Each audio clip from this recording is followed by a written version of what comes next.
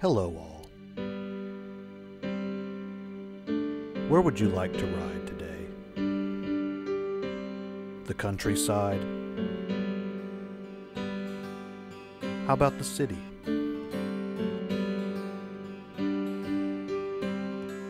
Maybe a mountain forest? Or a sandy beach?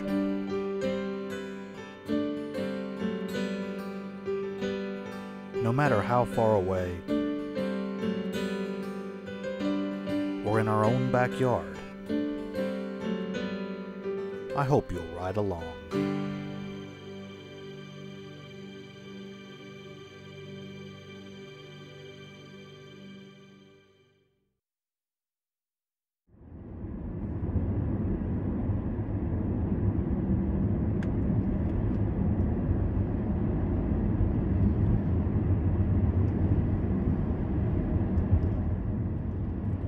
Hello all, and welcome to the 5th season of On the Road with Vincent. I hope you've enjoyed your winter, and I hope you've been enjoying episodes of Next Exit and our new series Rest Stop as well. So if you're new here, this is On the Road with Vincent, our main series on the channel. And the entire purpose of this show is just to get out and encourage you to explore and enjoy the open road. And while many of you may say, well, I don't have the time or money to get out and take these trips like you, well, I really don't have the money either. But that's what I'm trying to show you here today, is that you don't have to drive far at all to get out and explore, because there's plenty to see right in your own backyard. So today, we're not going to be taking any big, long, fancy trip. We're just going to take a little ride down the road to a location that has had such an impact on my life, especially around the year 2010. I spent the majority of my time there, probably about once a week, but it's a place I've been going to for literally as long as I could possibly remember. So sit back and enjoy the ride as we venture out to see just what's here in our own backyard.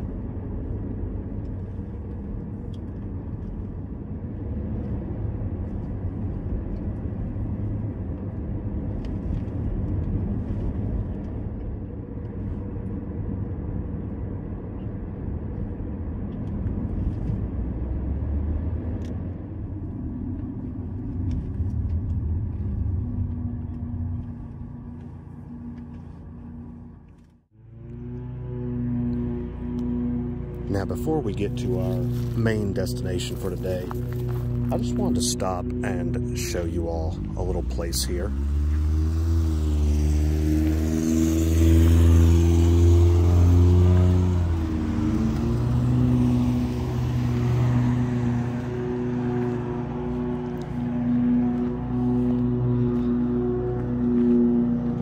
Now, this old building here is the remnants of what was once the 103 Shore Stop.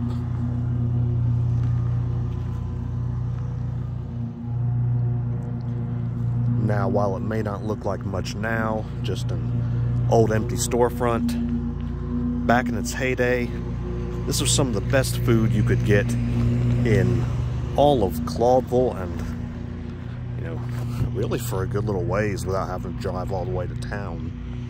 You know, Claudville Cafe was still open, they still had good food, but there was something about this place. You know, it was just a little general store. They had some grocery items, a little this and that here and there. But we used to stop in here every time before going fishing and before making our trip to the destination we're going to today. You know, stop here for lunch or whatever. And while I can't remember the exact date, I actually remember the last time I set foot in here or ate from here was September of 2011. Place I miss very dearly, and as my drummer from Midnight Massacre, D. Kendricks, who I've featured on the channel a few times, we've both said if we could taste any food again or eat anywhere that we no longer can, it would be from here.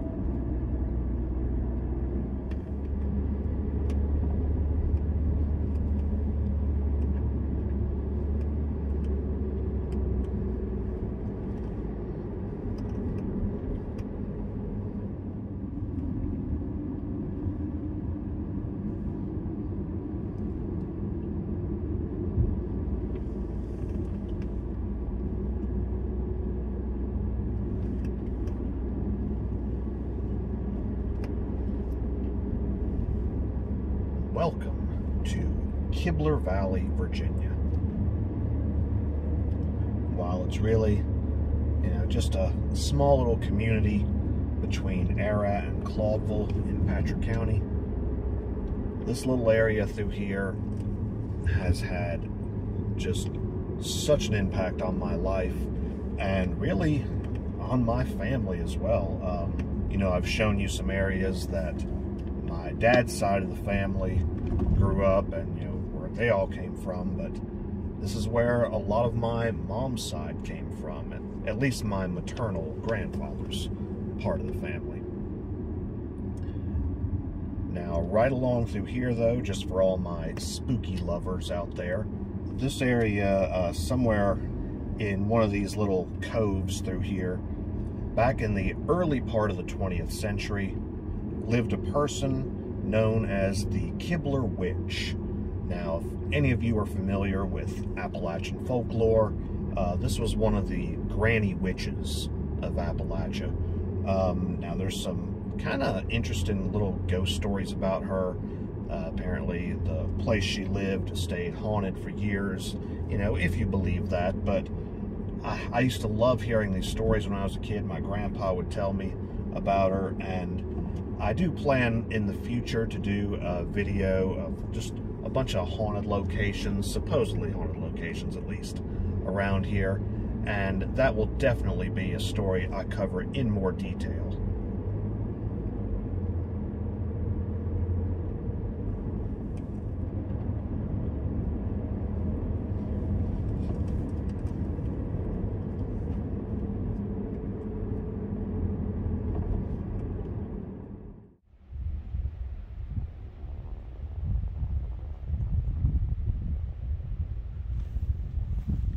So, like many of the locations we'll see today, this little church in the valley is actually a significant part of my family's history.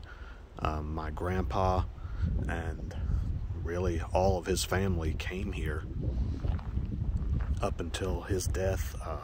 Now he still has a couple sisters left. I believe one of them, the one that's around here, still does go here. Now, while I've never actually been in this church, I really don't know what it looks like on the inside. But here on the outside, it really is one of the most beautiful churches in this area, in my opinion at least. May not be much in size, being built in 1906. Obviously with some renovations over the years. Many of these stained glass panels are actually, to my knowledge, originals.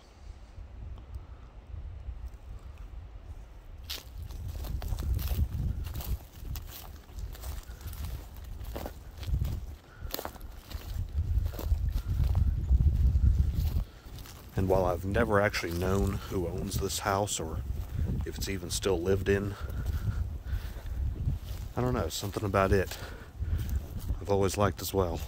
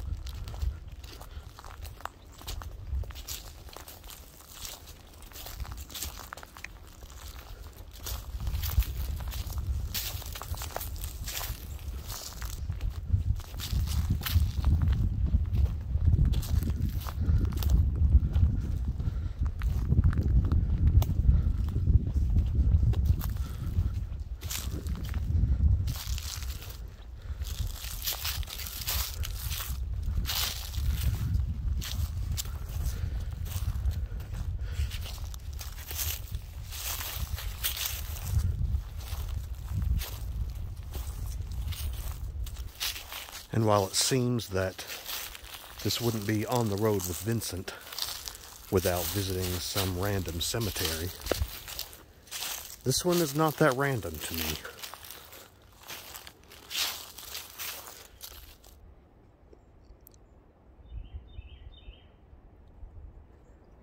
So this is actually the grave of my great-grandparents, Jim and Mabel Bowman. Actually, the only great-grandparents I was ever able to meet. Well, I really don't remember a lot about them since they went into a nursing home when I was still really young, and I never really saw them after that. I do have memories of them, which is something a lot of people, I feel, really can't say, that they were able to meet their great-grandparents.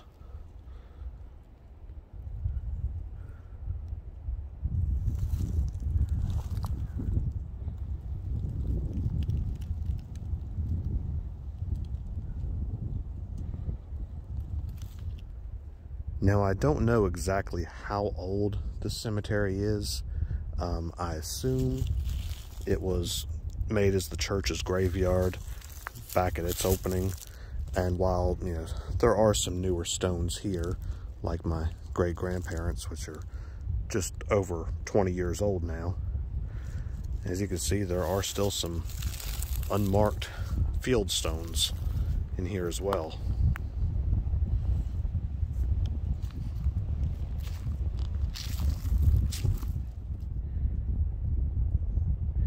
Now, obviously, these stones are much newer than the 1931, 1927, and 1910 dates on them. But the original stones are still here.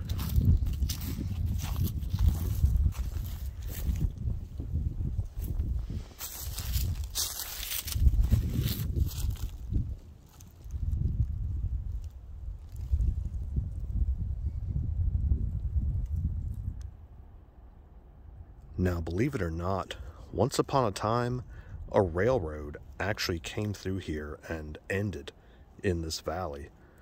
Down here in this marsh area here in the flats is actually where the turntable was for the track. So the train would come all the way up to the end of the line here in Kibler, hit the turntable, and the engine would turn around so it could go back the other way.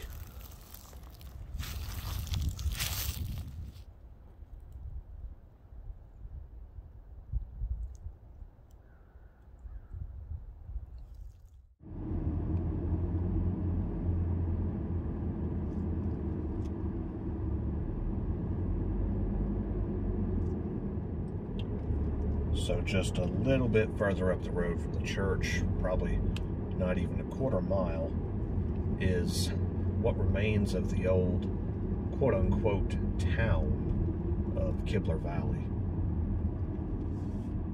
Now, we'll come back to that area here in a little bit, but if you're wondering, you know, what this area could possibly have going for it to sustain a town, this was actually a huge logging area back in the very early 20th century.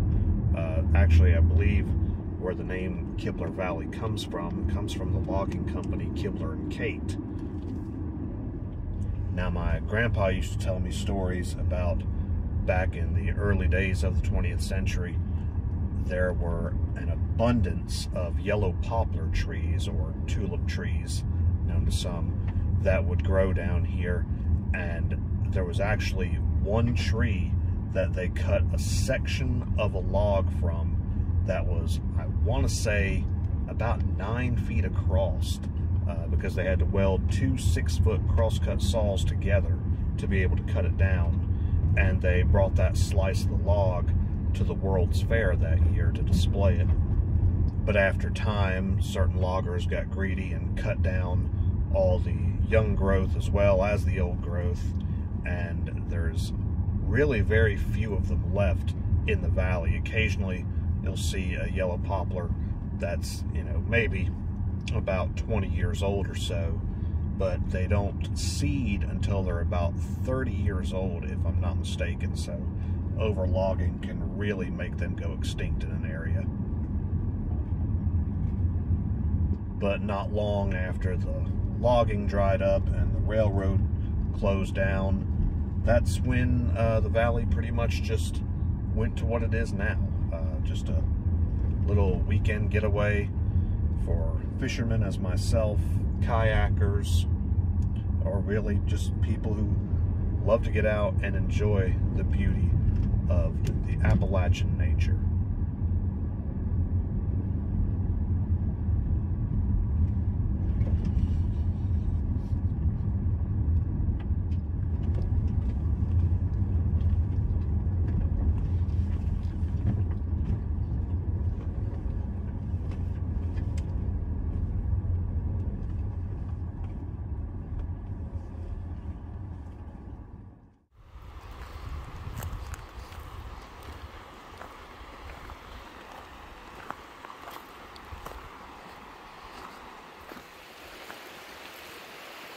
So down here is an area that locals know quite well, while some younger generations just refer to it as the picnic tables, because there used to actually be a concrete picnic table down here.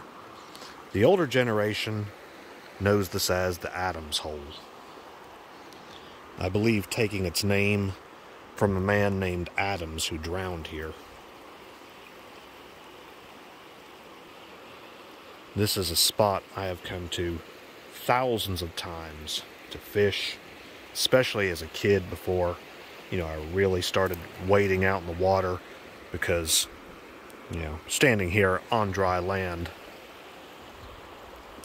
But while many people do still swim here, when the water's up, the current actually comes through here, pushes against this rock, and creates a whirlpool effect, and there's actually a hole under the rock that it will kind of suck you into, and that's why multiple people have drowned here.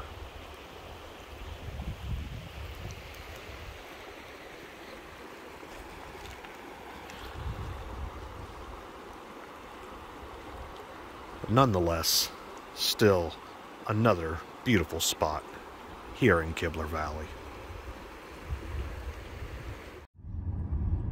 So, back in the 70s and early 80s, Kibler Valley actually had a nickname of Death Valley, and they'd actually spray painted it on the Welcome to Kibler Valley sign for a while. But that was due to all the nefarious activity that went on down here. I think I've mentioned on the channel before that nearby Mount Airy, North Carolina, of course, many people know as the home to Andy Griffith, was once known as Little Chicago to residents because of the crime that occurred there. And unfortunately, a lot of that crime spilled over here as well. There was actually a known murder down here. A man by the name of Dennis Stockton was accused and convicted of murdering a man named Arnder over, I believe it was a drug deal. And while there were some details to that case that did get a little fuzzy, that really kind of left a black eye on Kibler Valley, because while it's not certain that he killed him down here, he actually cut his hands off down here, because I guess that was just the style of execution over this drug deal that went wrong. I don't really know all the details about it, but there is actually information on it online, and if any of you are interested, of course I can do the research myself and explain a little bit more about that murder.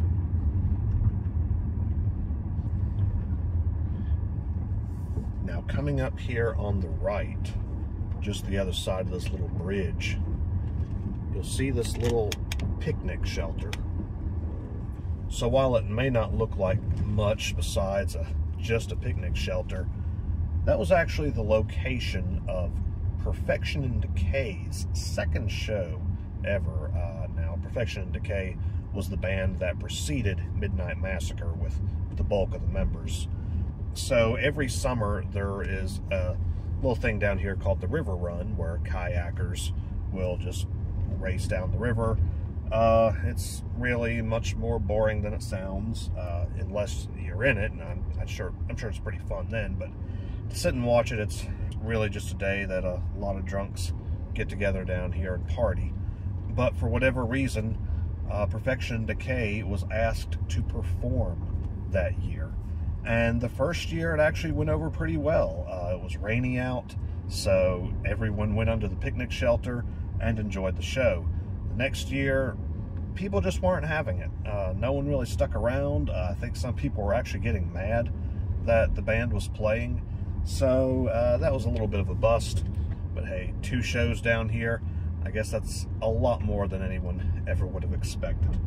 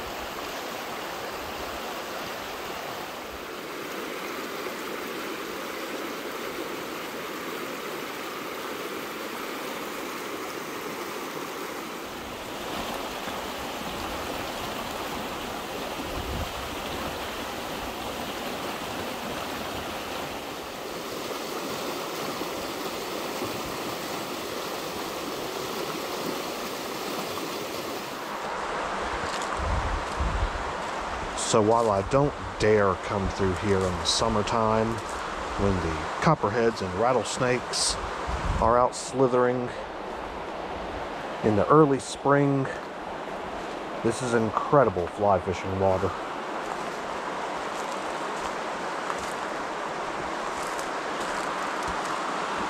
All through this stretch.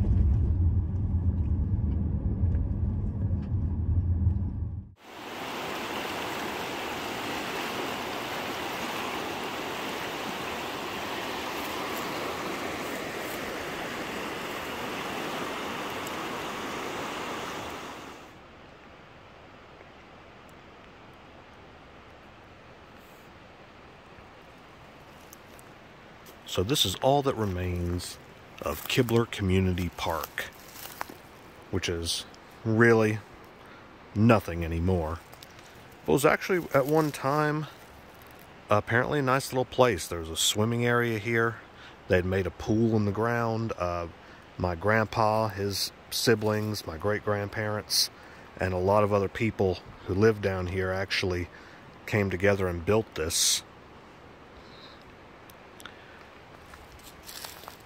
I'm not sure if there are any existing photos of it anywhere. I'd have to do some digging for that.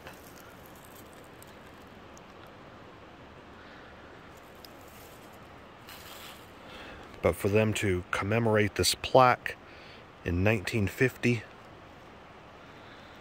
really does make you wonder what it did look like at one time.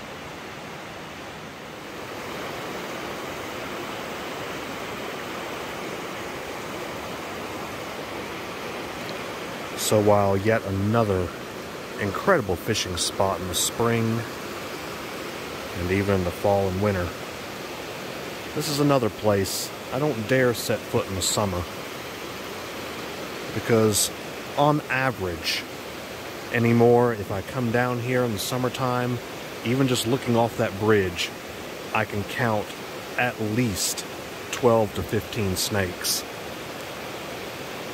The further you get up the river here, the rockier and snakier it gets.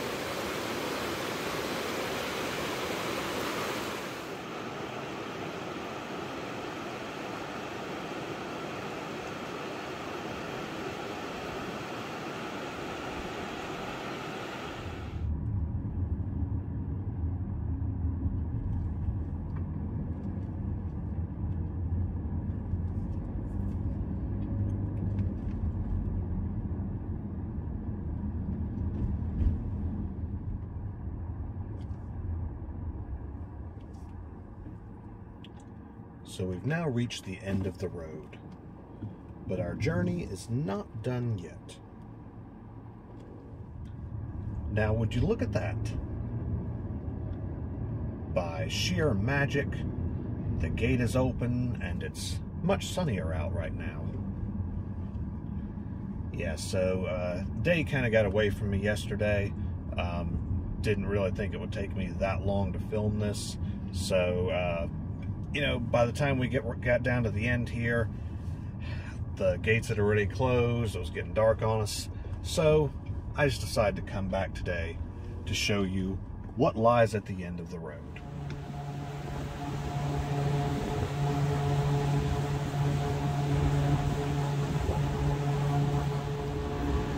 So we're here at the Pinnacles hydro plant, formerly owned by the city of Danville. They actually just sold it about a year ago. I'm not sure who owns it now.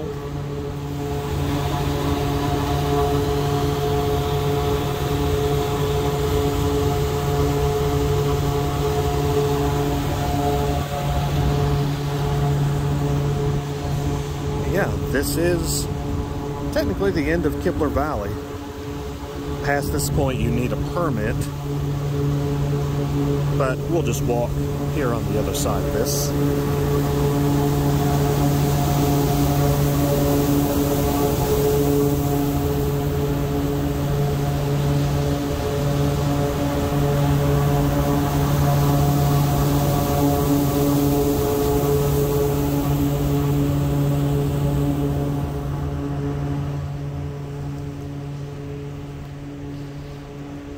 Now that can be really nerve-wracking to some people, and it is to me to a certain extent.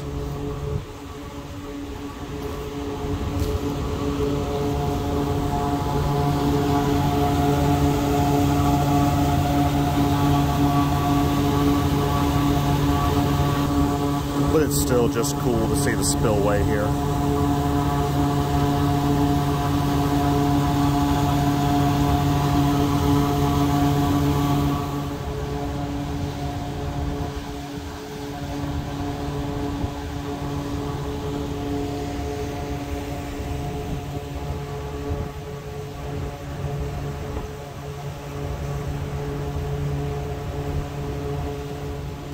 So if you follow the headwaters of the Dan River here past this point, you'll actually, there's a couple dams up there in the mountain. The lower one is called Towns Dam, I believe, and the upper one is Talbot Reservoir.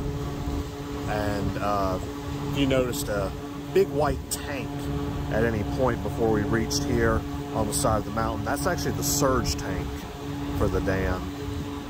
Now, I've been up there a little ways. I've not gone hiking all the way up to the Pinnacles of Dan Mountain, but you know, I've been up a good little ways up in there along the river.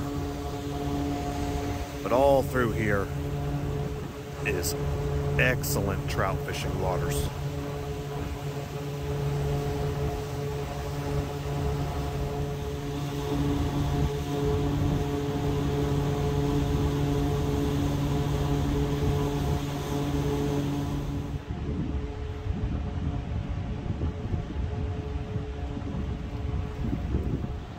Now, if you ever come to Patrick County, you might notice a couple of these sitting around the county. This is actually a piece of the old pipeline that ran from the lower dam to the power plant here. And my dad used to walk across these things years ago, climbing up toward the Pinnacles. And up along the way, there's a trestle where this crosses over a few ridges, a few valleys below, where it's about roughly 400 to 500 feet from the top of this pipe to the gorge floor. So, you know, it's about 6 feet across, but still, one wrong move and that's a long way down. Now here's actually a couple old turbines from the power plant. They were using these as planters for a while here right out front, like you see with old tractor tires, but I guess the new owners don't see the aesthetic quality of them.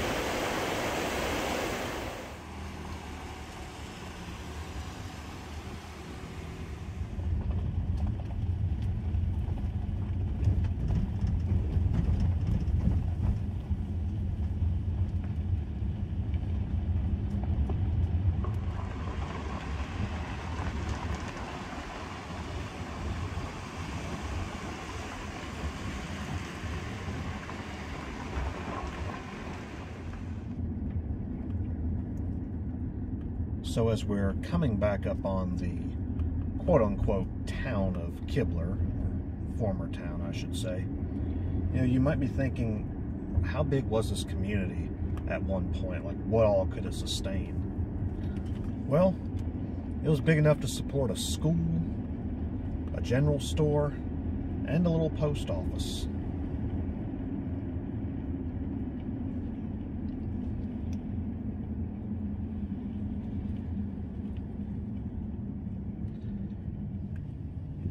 Now, this little white post office building was actually built by my great-great-grandpa, I want to say. And the store had been open for many years. I mean, it actually only just closed down a couple of years ago when the last owner died. But even when I was a kid, I remember an older man by the name of Bill Barnard who owned it for years, and the Barnard family actually owns a good bit of land down here still in Kibler Valley. But even I can remember coming here for years as a kid to get, fishing supplies, get a sandwich, some food along the way. Now, I will say the last time I ever ate anything from there, I think I got food poisoning, but that's neither here nor there. That was about 13 years ago. But yeah, even thinking back before that, there used to be peacocks in the back there, just a big junkyard full of scrap cars. Some of them had been there for so long that trees were growing up through them. But I mean, at one point, this was a pretty good sized little community. Actually, a lot bigger than the one I showed you on the episode of Next Exit, where my dad's side of the family was from, the little abandoned village. But, today, there's still a lot of locals left. Some people just have their little vacation homes here and there in the valley, but it is no less beautiful now than it ever was then.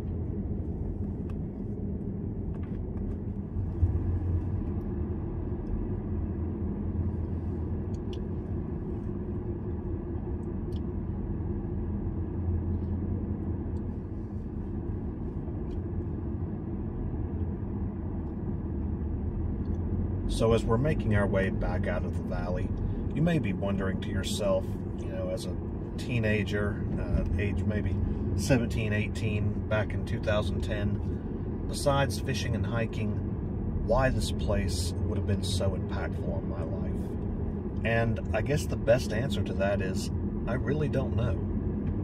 This valley's just had a calling on me for all of my life. Long before I was driving, I wanted to come down here, and even to this day, even if I'm not going fishing or hiking or anything, if my wife and I want to take a Sunday drive after church, we usually end up here in Kibler Valley. Obviously, it's beautiful country out here, but it's like this everywhere around here. I love where I live, but why places like this constantly call me back, I really don't know. I really can't say. But I always try my best to answer that call. And that's what we're going to focus on here this season. Answering the call. Going to locations that have, called to me in the past or are still currently calling to me to this day. It can be places I've been to time and time again, but for some reason keep feeling that pull to go back, or places completely new to me that I've just been feeling that need to go to for some reason. Like there's something there I'm supposed to see or find. So I thank you for joining me today on this season premiere of On the Road with Vincent, and I hope that you'll continue to ride with me all this season as we explore the locations that are calling to my heart. And if you think that this valley is beautiful enough by driving through it, just wait till you see it from the sky.